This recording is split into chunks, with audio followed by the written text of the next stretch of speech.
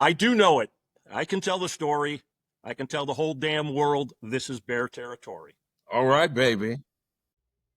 Welcome to Tell the Whole Damn World. We're the podcast that should be on every UC Berkeley alum's list. We celebrate all things Cal and the people passionate about the University of California. We hope to put a smile on your face and help you come away feeling good about your connection to the greatest university on the planet. It's Monday, July 7th, 2025.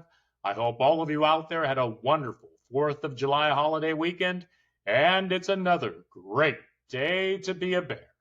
I'm your host, Reza Serafinejad. Thanks so much for joining us. We are delighted today to welcome Steve Kroner to the show.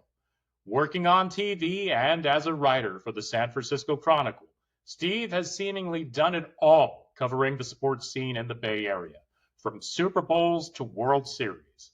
But his heart will always be true to Cal. You'll love to hear about his time covering the sensational 1980 Cal baseball team that went to the College World Series, and his behind-the-scenes stories of the play. We'll talk about his thoughts on the upcoming football season, and we'll also learn about a big feature story he's writing to celebrate the incredible 1975 Cal football team that had the top offense in the nation, with Joe Roth, Chuck Muncie, Wesley Walker, and Steve Rivera. Before we get to our interview, I want to express how much we appreciate all of you out there listening and watching. Would you be kind enough to help us grow this podcast? All you need to do is tell your closest Cal friends about it. You can tell them to go to tellthewholedamnworld.com. We just uploaded a new 5-minute trailer to the website that tells people what we're all about. And for those of you just listening to our episodes, remember that we upload all of our content to YouTube, so you can see our featured guests and see pictures from our Cal history episodes. Speaking on behalf of all of us here, including Ahmad and Leslie, thank you so much for listening and watching. We appreciate you more than you know. In just a moment, I'll be joined by my co-host, Ahmad Anderson, the man who created Bear Territory, and together we will spend some time learning more about Steve Kroner.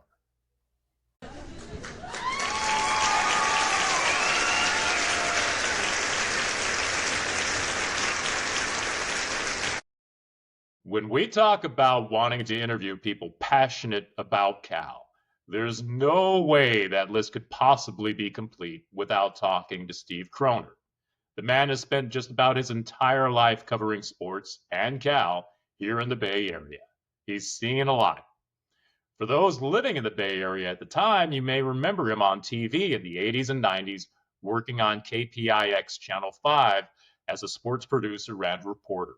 After 16 and a half years, Steve moved on to be a writer for the San Francisco Chronicle, where he worked from 1998 until his retirement earlier this year. And while retirement usually means the end of a career, that hasn't stopped Steve. He's still covering sports as a freelance writer for the Chronicle and Associated Press, and has done some broadcasting for ESPN+. I can tell you that as a wide-eyed student assistant working at Cal, I still vividly remember first meeting Steve and thinking to myself how cool it was to have met someone working on TV. And then being blown away that every time I saw him, he always remembered my name and would go out of his way to talk to me. He's always been super gracious and kind and just a wonderful role model. We're excited to spend some time together with Steve today to learn more about why Cal will always hold a special place in his heart. Welcome to the show, Steve. We appreciate you making the time.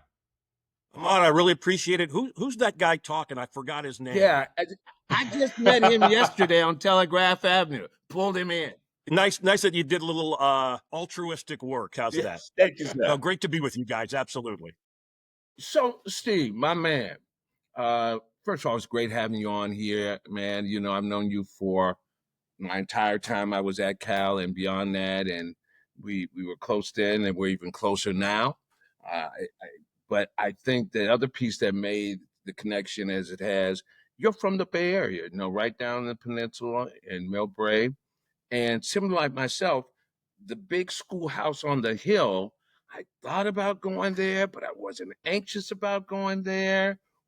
Did you follow Cal? And what tipped you off to come here? Was it a game you saw, basketball, football? What made you decide on coming to the big University of California at Berkeley? It's a great question, Ahmad. And in this era of full disclosure, I have to admit, growing up on the peninsula, the school just below San Carlos, Redwood City, somewhere in there.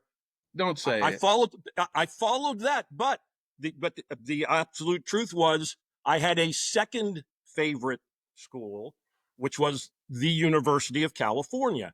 And so when I applied out of Cappuccino High School to go to college, I applied to two schools. I applied to that school somewhere in Sunnyvale, somewhere around there. The Lost Island there. Yeah. I applied to the University of California. And as my dad, God rest his soul, used to say, I am both philosophically and financially in favor of public education. And as I have said for now, dare I say, just about 50 years, I got rejected from Stanford. And it was the best, in a life full of rejections, it was the best rejection I ever got. Amen, because, brother. From that day forward, I didn't look back. I have been associated with Cal one way or the other since then, and I am forever grateful for it. There you go. Well, yeah, I mean, that's the way to turn lemons into lemonade, right? 100%. Gold lemons. That's Amen. right. Well, hey, Steve, I've known you for a long time as well, and it always seems like, baseball in particular, amongst all the different sports, has always kind of been your passion.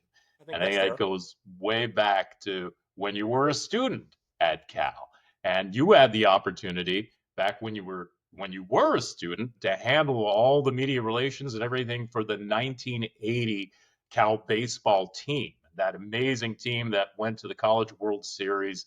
And I remember hearing a story about how you actually flew out to Tulsa, Oklahoma for the Midwest Regional, and were with the team every step of the way as they stormed through that regional bracket to make it to the College World Series. There's some great players on that team, and you handled things for Calix Radio, so you were calling the games. You were handling all the media relation requests for, interviews with the players and coaches. You were doing the stats. You were like a one-man band doing it all. I guess, what can you tell us about that experience for you? How was that? And what can you tell us about that team? Well, first of all, Reza, thanks for those kind words, and the Venmo will be in the mail soon. But I mean, it's still that experience. I'm not trying to, to tout my own horn or what my mediocre career, but I've covered Super Bowls. I've covered the World Series. Those 2.5 weeks were the most fun weeks I've ever had in the media. Now, to be fair and in full disclosure, when we got to the College World Series, I wasn't doing all the media requests. And like Kevin Renaud came back, Kevin came back, and he was kind of the main man on that, although I did some.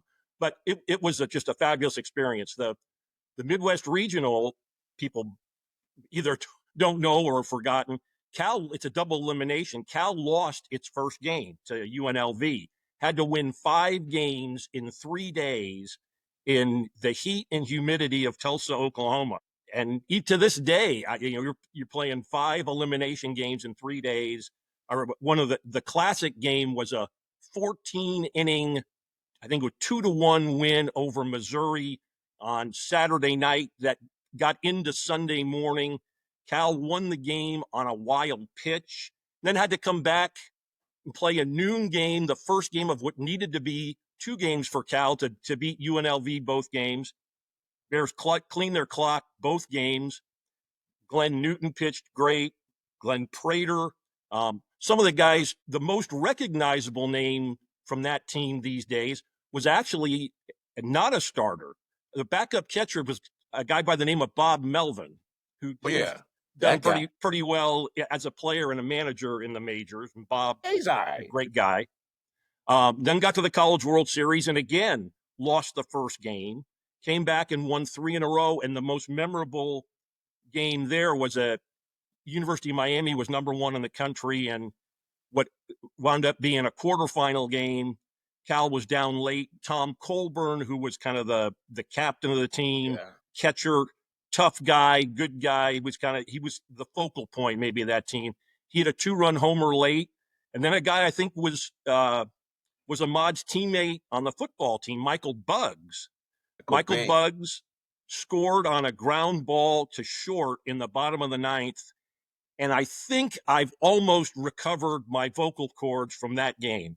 Then sadly, in the semifinal game against Arizona, which had a number of major leaguers, including Terry Francona, Cal was up 8-3, wound up losing 11-10 as Arizona scored 2 runs in the bottom of the 9th. And as I like to tell people, it's been 45 years. Give me a couple more decades and I'll get over it. Well, yeah, I mean, that team finished third. I mean, came oh so close to beating Arizona, but to finish third that year was quite a remarkable run. And That was kind of Bob Milano, who has been a great mentor, friend, and he was the head coach, and that was his 3rd year, and he had a 5-year plan to get Cal to the College World Series. He was 2 years early. It was the first time the Bears had been back to the College World Series since they won it in 1957. So it came somewhat out of the blue, but actually the previous year, the first year I was working with the baseball team as a sophomore, came very close. I'm not exactly, but Cal had a good season, not a great one, but came close to qualifying for a postseason berth. And then 1980, just about everything clicked until 11-10. Well, that was also close. And I mean, Bob Milano, just legendary Cal coach for sure. And yeah, you mentioned Bob Melvin, of course. And Bob Melvin is for those who aren't paying attention or don't know, is currently the skipper for the San Francisco Giants. So very, very cool that you had that experience. And I can only imagine as a student, because, back when I was at Cal handling things, I mean, I was super lucky and I didn't have nearly the level of responsibility that you had. But for basketball, of course, we had Jason Kidd, and he was pretty good. He was pretty good, right? But I was just behind the scenes and doing really no more than just handing out stats and making sure all the media guys had what they needed. But, fantastic to be a part of that run, even if you're just kind of in the background helping to support it all. So I can only imagine how, when you talk about all of that, I can still hear the passion in your voice. And, 45 years ago, it probably just seems like it was still just yesterday. So. Absolutely. And one of the really cool things, too, about this, and again, Ahmad can probably relate to this from his football playing days, is, and look, I wasn't a player, but those guys have been really good, when we have reunions, when things have been good for some guys, and, we all have down moments. Yeah. I'm still pretty darn close with a lot of those guys on the team, from Dan McInerney and Dave Granger and Rod Booker and Brian Duffy. There are a lot of guys with whom I'm still friends 45 years later, and I value that very highly. Well, Steve, I value you too, my man. We were literally basically classmates. I don't know, but you graduated in '81. I can't remember if we ever took any poli-sci classes together, but we were both poli-sci majors, and spent a lot of time. And I got in the last class of undergraduate journalism. Believe it, I was a double. Yeah. Wow. But anyway, well, it certainly paid off because you've done great work. You continue to bring thought leadership to journalism and what you do. And you and I, self-disclosure, we're on the ongoing text messages and emails from Mr. Lech. yes. And Mr. keeps in the know what's going on in sports around the world, and specifically Cal. And for that group is a great and dear group of friends that I've had and known me since I was 18 years of age, which includes you. I also wanted to say that you talked about the baseball piece. in 1980, 81-ish, Bob Milano stopped me in the hall, a great mentor of mine as well, because back then Harmon had a football, basketball all lined up together there at track. Yep. And he said, Ahmad, have you ever played baseball? And I said, yeah, I played baseball 1 year at St. Mary's High School, JV. Played, little league ball, blah, blah, blah. And I used to boast that one of my best friends and my neighbor today, Shooty Babbitt. So I used to tell him, I learned everything from Shooty Babbitt. Da-da-da. He said, laugh. He said, well, I know you're quick and fast. Do you think possibly you'd like to come out and be a pinch runner for us? I said, wow, man. I said, well, Bugs is out there, and do I have, and I'm not a hitter. I'm not that guy. So no, it's what the pinch runner's all about. We get you in there when we need you, blah, blah, blah. So I go and have a conversation next door with Coach Theater. Yeah. I said, Coach Milano said if I'm interested, he's interested in bringing me on the baseball team. And Coach Theater, what many people don't know, wasn't the football player. Coach Theater was really a baseball guy. In fact, I believe he played in the College World Series for Central Michigan. He did indeed. Yeah. He did indeed. So I'm thinking, I'm hedging my bets. I walked on. I became a starter. He knew I was a courageous and a dedicated guy. Yep. And he says, well, I just got one thing to ask you. Can you hit a curveball? I said, well, he's not asking me to do that. He's asking me to run bases. He said, well, here's the difference between you and Michael Bugs.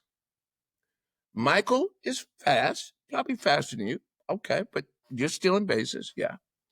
He said, he's a great outfielder, but you're not doing that. But at some point in time, you have to swing the bat. And if you can't hit the curveball, you'll just be marching up to Memorial Stadium and be at practice at 3:30. So that was my short baseball career at the University of California, Berkeley. But I always wanted to play for Coach Milano. I wanted to play with those guys you mentioned. Those were all great friends of mine as well. But I got to tell you, you, like myself at that time, you immersed yourself in everything Cal. Tell me why it was a special place to you, and what makes Cal a special place? Another great question, Ahmad. And I don't know, it just, as soon as I got to Cal, it clicked. I mean, you hate to sound corny, but the ideals of the university, excellence, diversity, and you hear as a high school student how competitive Cal is as a student. And what I tell people after we're having gone through it, yeah, it's competitive, but most people, it's collegially competitive. You try to lift your fellow student, and your fellow student tries to lift you. Yes. Those are things. I mean, the interpersonal relationships of Cal, I mean, again, most, not all, but most of my good friends now 40-something years later are people I met at Cal. And it's hard to describe. It's hard to put into words the energy, the synergy that you feel when you get on campus. I can tell you this was probably 15 years ago when my daughter wound up graduating from Cal, but she was probably 12 or 13 at the time. And we had gone over to Berkeley to have dinner, and we're walking on campus. And she said, Dad, you always seem happier when you're walking on campus, just out of the, and it was hard for me to disagree with that.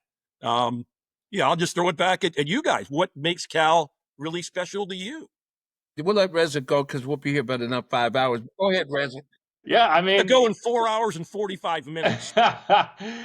Well, we generally ask this question of all of our guests, and it's just been wonderful to hear all the different, all the different perspectives on what makes Cal such a special place. And for me, it does come back to the people in particular, and it's just, you are immersed in this.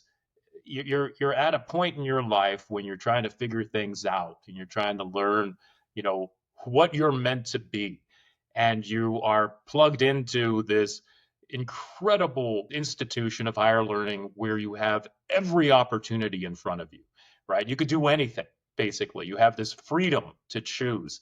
And actually, at this function that I went to just the other night and heard Chancellor Lyons talk about this, there is this freedom that everybody has at Cal. You're not just kind of like, okay, you're gonna do this when you come here.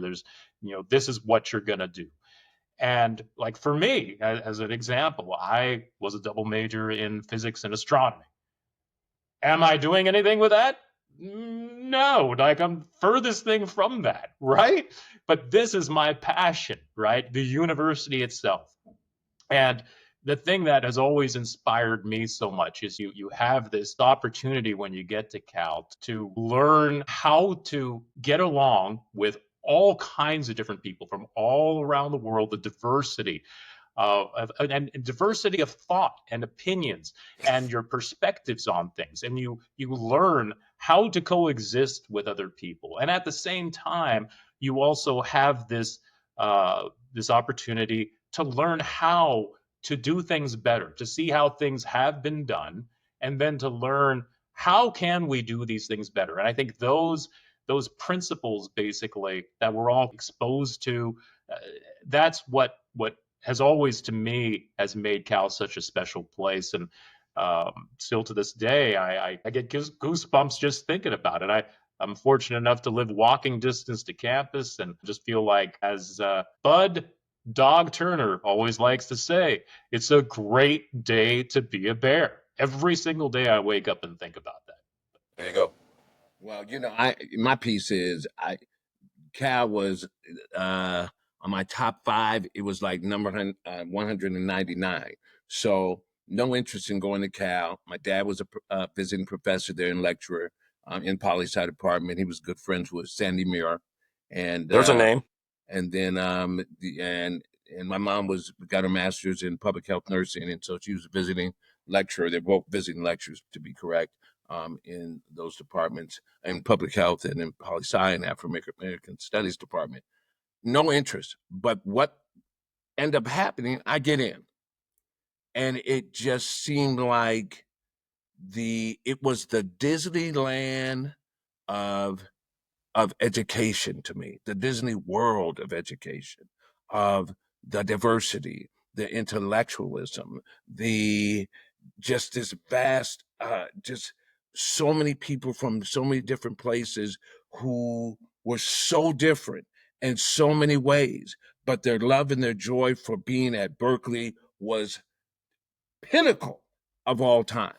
And they brought it every day, just like you bring it to journalism, just like Reza brings it to this podcast and journalism. And I bring it to politics and what I'm doing today and where I work in human resources at the Gardens of Golden Gate Park.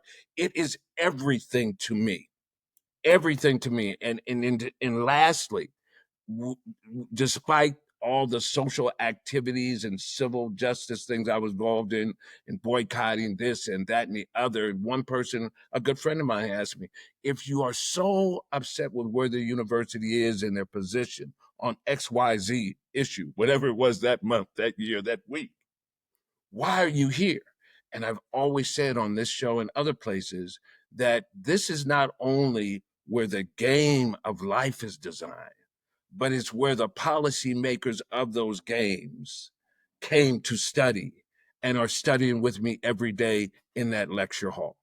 And I meet them as I walk and talk from Sproul to Northgate to Memorial to Top Dog, wherever you are, they're there.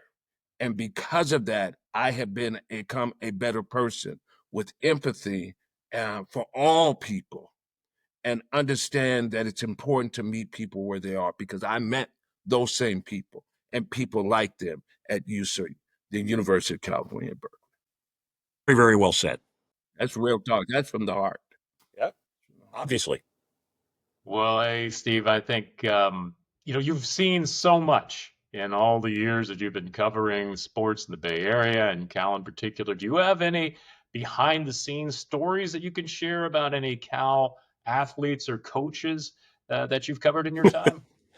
Well, I will go behind the scenes a little bit for the play, because I was not on the field I was not in uniform the way Ahmad was, but that was my like year and a half I had been at KPIX.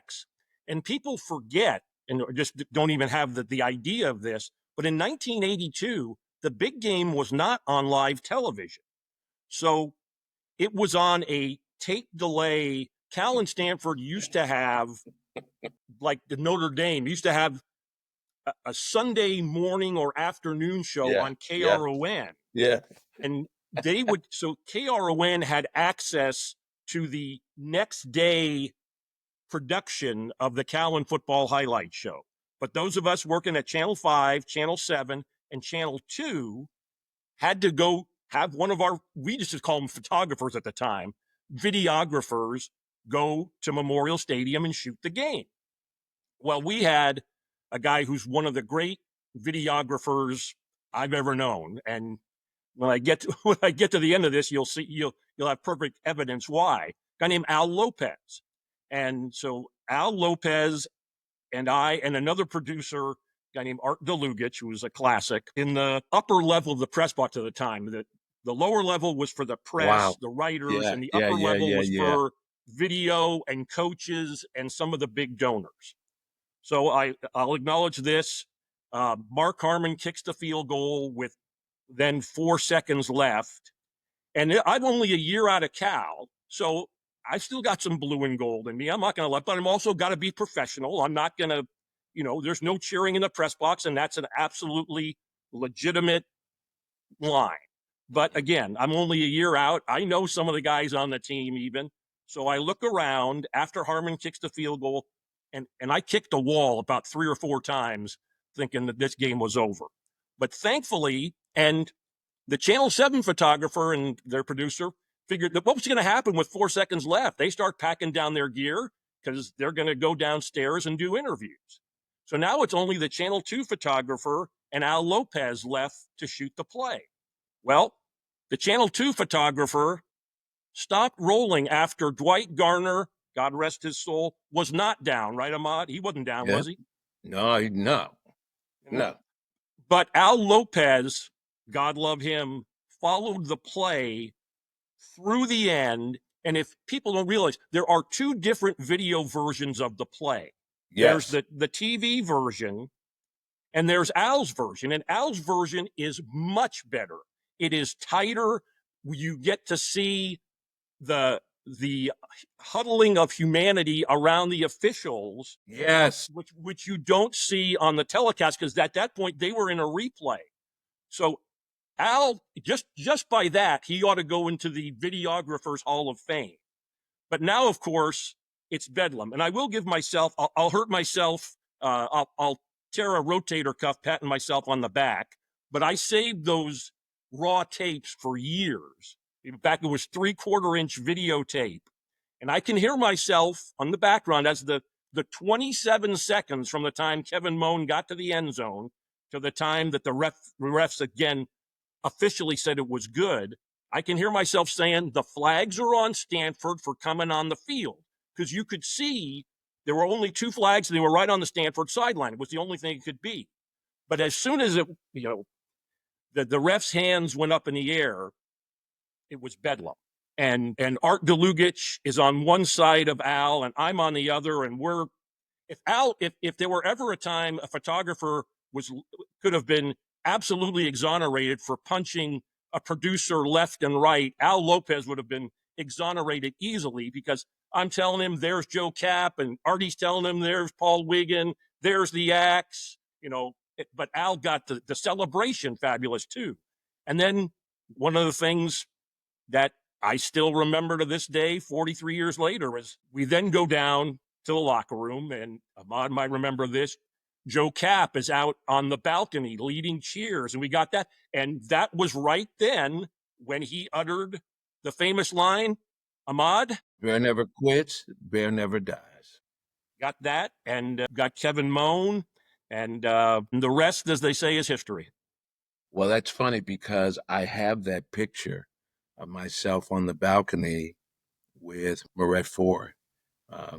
And we are over the famous Pappy Waldorf balcony. I'm standing there over there speaking to the crowd. And that takes me back. the two highlights of my mediocre media career was I happened, for a long time, after the Chronicle, I was the fill-in Giants writer. Henry Schulman for a long time was the beat writer. He'd get a day off or two during a homestand, and I'd fill in. I was lucky enough to fill in on June 13th, 2012, when Matt Cain pitched a perfect game. So people say, well, what are your greatest? That's 1 and 1A between the play and Matt Cain's perfect game. But then I got to say, you know what? Matt Cain's perfect game, as great as it is, as lucky as I feel to have covered it, that's still below the play, because there have been 20-something, I don't want to say 22, 24 perfect games in the history of Major League Baseball.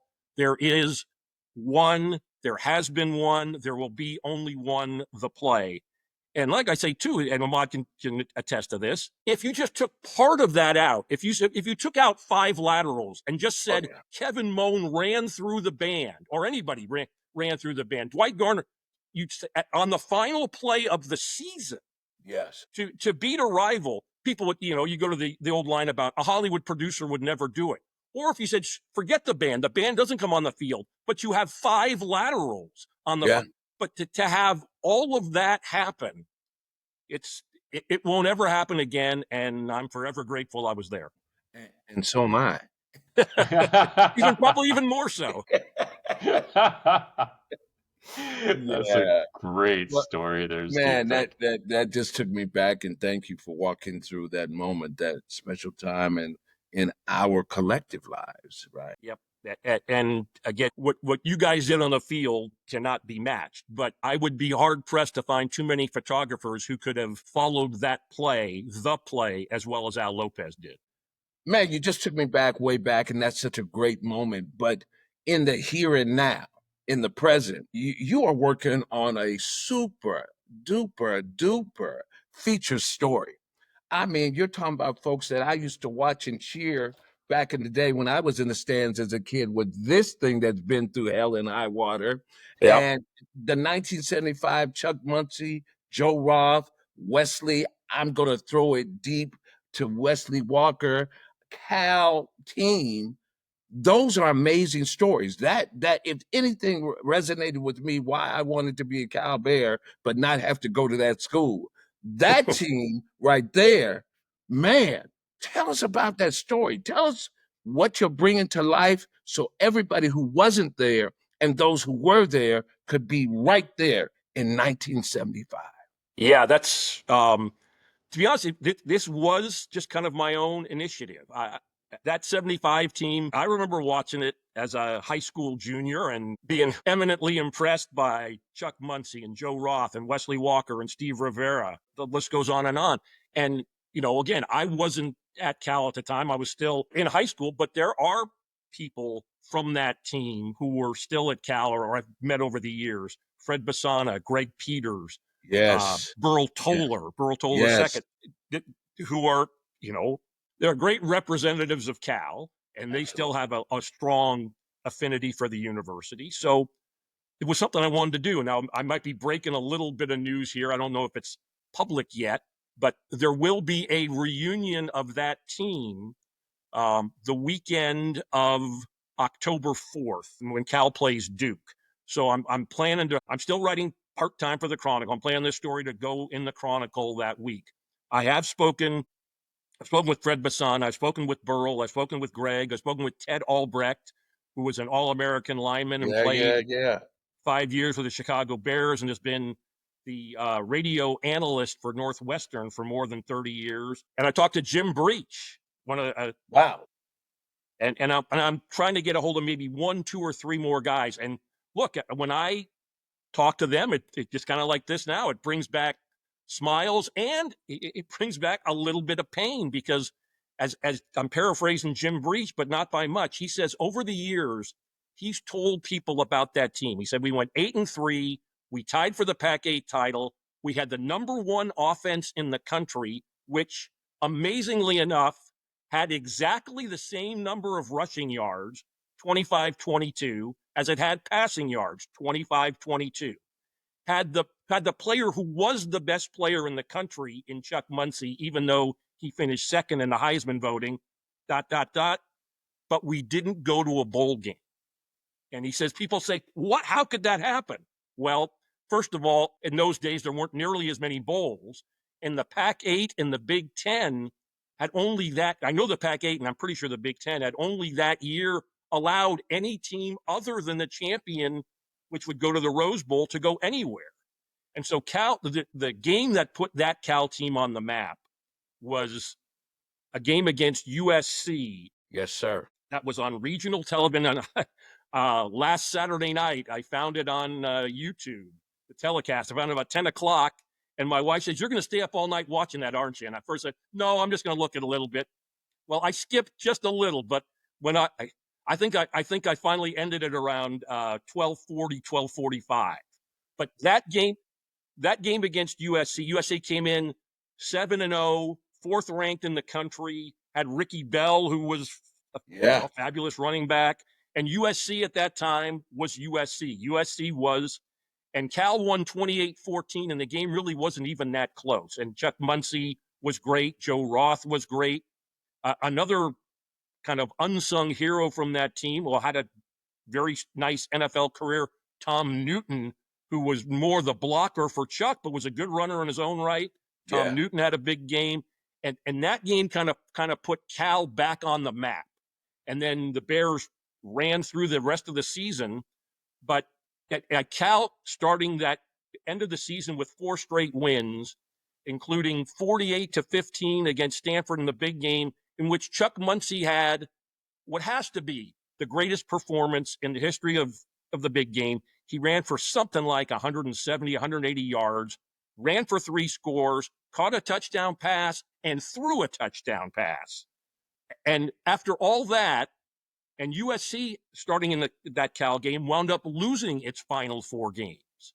But somehow USC, because it was USC, got a bid to the Liberty Bowl. Cal had to wait a week Cal had lost to UCLA, and it needed USC to beat UCLA when they were playing a week later. And UCLA kept trying to give the game to USC, and USC wouldn't take it. And talking to these guys now 50 years later, that still hurts them. I think Ted Albrecht said that it's a swamp that still smells.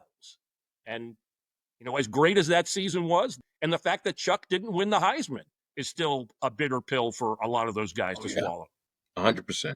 I remember as probably a junior or so in high school, my extended family member, John Stewart, played like on the practice team for Cal for many years. And he brought me to a party where Chuck was at the party. And I thought that was one of the greatest things of all time for me.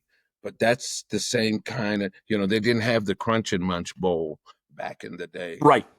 And I think I did some research that it was something like there's 12 to 15, maybe 17 at the most bowl games then, and there's 40 something now. So that's another reason why Cal didn't go to a bowl game. Look, I won't rub it in, but that's how the '82 team felt. We wish we had a Peter Piper Pick the Pepper Bowl, and then we would have probably showed up in that bowl. But that's an amazing story, and we look forward to seeing that coming out soon. And I hope that my schedule allows me to be around for the reunion. Anything we do when we're professionals, we want to do it well, but it'd be disingenuous to say some things aren't more important, some things you don't take to heart more than others. This one is pretty personal for me, so I hope I do those guys justice. Put it that way. Well, we look forward to. We know it's going to be great, Steve. Thank you for the teaser. Yeah, I don't know if I could think of anyone better to write a feature like that, Steve. So I'm really looking forward to it. That sounds great. Thank you, and I got a lot of pressure now too. So no pressure. Piece of cake. Well, hey, since we're kind of turning our attention to football and the upcoming Cal football season that's right in front of us, with all the offseason changes and transfers and new coaches and all the changes that are going on in the landscape of collegiate athletics itself, what are your thoughts on Cal's outlook for the football season this upcoming season? And do you think that sustained success is possible for the program, given everything that's going on? I'll answer the second part of that question first. I think the answer is yes, but I certainly don't think it's a guarantee. I think I think the next 3 to 4 to 5 years are going to be very significant for college football in general, but specifically for Cal football, absolutely. Because I can't remember, it's either the 29-30 or the 30-31 season. I think it's 29-30 when the Big Ten contract ends, when the buyout for schools that would like to leave the ACC ends. I think that's going to be the next time there's some seismic shifting, or at least could be some seismic shifting in college athletic. If there is a quote unquote football power conference or two, it probably would be the SEC and the Big Ten with 20 to 25 teams in each. If you were to say right now, would Cal be in that group? I could give you 4 reasons why Cal would be, and I could give you 4 reasons why Cal wouldn't be. And so I think if that's what's going to happen, and Cal wants to be in that group, the next 3 to 4 to 5 years are eminently crucial. And does Cal have the facilities, the willpower, the fan engagement to make that happen? Yes, it does, but it's going to take some work. Let's not tell any tales out of school. It might not work. I don't think it's a guarantee one way or the other. But is it possible? Absolutely. It is absolutely possible that Cal could ascend to that level. More specifically for this season, I would name to Ahmad, who knows football much better than I do. It's one of those things where if somebody told me, what, Cal's going to go 9-3 and to a pretty good bowl game, I wouldn't say that person was out of his or her mind at all. If somebody came to me right now, considering all the transfers from the offense, and somebody said Cal's going to be 3-9, I would not shake my head at that person either. There's so much uncertainty. One of the things about college sports that used to be, 10, 15, certainly 20, 30 years ago, is you knew which teams had which players. And, it wasn't as if nobody transferred, but there were few transfers. And you could see if you had a quarterback who was with you last year and he was going to be, you knew all that. You had a pretty good idea of how good you were going to be. But in this era of, as Justin Wilcox says, roster management, Cal lost a lot of guys on offense. There's no way around it. But it's not endemic to Cal. That happens at a lot of schools. So it's just really hard to predict what's going to happen. So if that's a long way around of saying, I don't know, I just said I don't know. Right. Well, I think it's an honest answer. There's really no telling. I have no idea. I haven't picked up a preseason media guide or what, like a Lindy's or anything like that in a long, long time. But to just like throw a dart at a board, like who knows? I think that's true for pretty much any school. Did anybody at this time last year think Indiana was going to be in the college football playoff? There you go. So that's your positive look, right? My thought is this, that you are absolutely correct. I think that it brings me to the story back in the day where Cortez told his mighty army when they landed in Mexico to burn their boats, right? That coaches and players alike need to go into the mentality, although you don't have that synergy, that connection, that teams who are like myself were with each other for 4 to 5 years, almost seemed like an eternity, that like Cortez and his mighty army said, look, when we land, we're going to burn our boats. There is no turning back. There is no going back. The victory is ahead of us, that our only mission is to win at all costs. Then that's the same thought of mine and leadership that coaches need to go into with the team they have and the players they have. It's a win-win for the coaches, but if the players are really thinking about, well, if I don't make it here, I can jump into the portal. The only way that works for those in the portal is those who are actually successful doing what you're supposed to do on the field. Those folks who aren't running to the portal know that where they are is where they will be. And that will be the greatest move they ever made in their lives, whether it be from high school, community college, or transferring to that last stop. So if Cal Bears can stand together, that they can burn their boats and be all in as one, we can go 9-3. If we end up feeling like we have 1 foot on the sand, 1 foot in the water, we will be 3-9. So I'm hedging my bets, and my voice will always echo, burn your boats. Freedom and victory is ahead. Roll on, you mighty bears. Can't say any better than that. That's it for me. Well, we've come to the point in the podcast, the greatest point of all, other than being in the great graces of our fantastic guest, Mr. Steve K. here. It's our time to ask you, sir. You shared many thus far, but what in your time before getting to Cal, going to Cal, in your professional life today, what has been your bear territory moment? Okay. I mean, the first obvious one would be the play. I mean, again, that's hard to beat.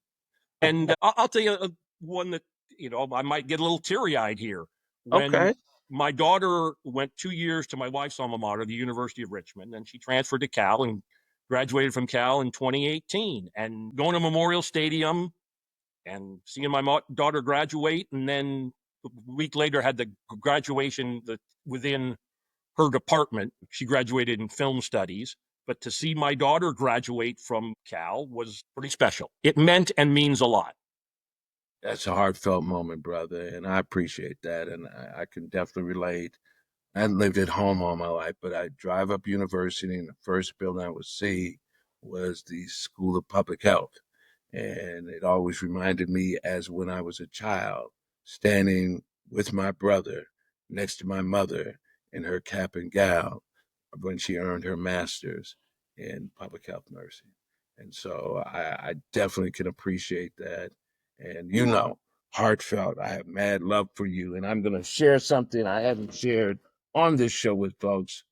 But as folks know, I am in the Hall of Fame. And that guy, Steve K., had a lot to do with why I'm in there. Not only as when he was a student, he was always supportive of me. He watched me, and not knowing where Steve would be at that time, but knowing he was a writer, knowing that every time he had an opportunity to say my name when I played, say my name after I was out in life doing things here in the Bay Area, and then speak my name and speak up for me, to cast his vote for me to be in the Hall of Fame. I just thank you, brother. You're my friend, and you mean a lot to me. It gets me teary-eyed, but you're my friend, and I've known you since we were pups on the cow, bear cubs on the cow, and I'd see him, he'd have his little cat pulled tight, and he was always on a mission with his little short derby jacket on, and he was on the roll, cutting through canvas, and he'd always stop, he'd talk to me, and he never talked to me as if he were the reporter or the journalist. He always talked to me as the guy he is today, as a friend of mine. Well, it means a lot to me. I've been on the Hall of Fame selection committee for probably close to 20 years, 15, 20 years.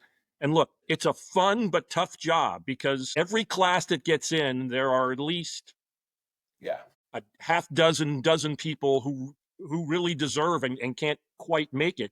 But it's a little more personal when most of the people for whom I vote for the Hall of Fame, I don't know them personally, but I know Ahmad. I knew Mark McNamara. Mark was our era. And I didn't know Mark well. I knew him a little bit, but I knew a number of his friends from the basketball team and other. And thankfully Mark was still alive, when he got in, and they were very much thankful to me to help Mark's candidacy. And I say, look, I'd helped his candidacy, but his candidacy stood on its own. Ahmad's candidacy stood on its own. The fact that I was able to push a little bit, I take some pride in that, but I'm certainly not stupid enough to think I had any major input in it. What their credentials speak for themselves, and I just kind of maybe pushed it over the finish line. But when somebody gets an honor like that, and it's someone you know, it does kind of resonate that much stronger. Thank you, All brother. right. Forever in life. Hey. Thank you. Well, hey, Steve, we really appreciate you here making the time today, and love how connected you still remain to Cal after all these years, and just to hear some of your stories and hear that passion that rings through. It's awesome the way that you can just take us all back to those days, and we're really excited to read this feature that you're doing on the 1975 team when that comes out. And so, but hey, again, just really couldn't be more thankful for you making the time here. And we're recording this actually on 4th of July. So, it's nice of you to have made the time to spend with us today. Well, guys, it's been a pleasure, no question about it. And congrats on how well the podcast is doing. Thank you, Steve. Thank you so much. And we'll end it the way we always end it and say, Go Bears! Go Bears! Steve said it a couple of times during the interview, but the term mediocre certainly isn't a word I'd use to describe his career. He's covered so many great sporting events and will always be someone I greatly admire. We really appreciate the time he spent with us today. And maybe I'm just an optimist, but when it comes to my thoughts on the upcoming Cal football season, I can't help but feel like we're due for a really special season. This podcast is entirely a labor of love and a reflection of how much we love our university. Please help us grow this podcast by telling the whole damn world about us. You can find us on Facebook, Instagram, and LinkedIn at Tell the Whole Damn World. And you can follow us on X and Blue Sky at Win4Cal. That's Win, the number 4 Cal. Share us with all your Cal friends. Thank you so much for tuning in. We sincerely appreciate all of you out there listening and watching. See you next Monday. This podcast is about celebrating all things Cal and the prominent people who are passionate about the University of California. Do you feel Cal is the center of the universe? Do you bleed blue and gold? We want you to tell the whole damn world about it. Go Bears!